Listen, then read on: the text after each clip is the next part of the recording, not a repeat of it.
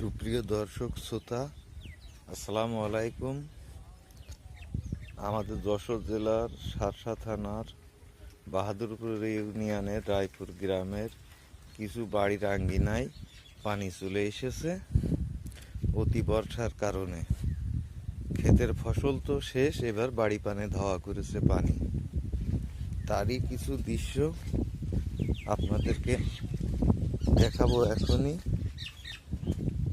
দেখেন, ভালো আছে। এই বাড়ির ভিতরে সব পানি চলে এসছে, বর্ষার পানি। এই পানিতে মানুষ অনেক কষ্টে বসবাস করছে, যেটা মানুষের জন্য খুবই কষ্টকর।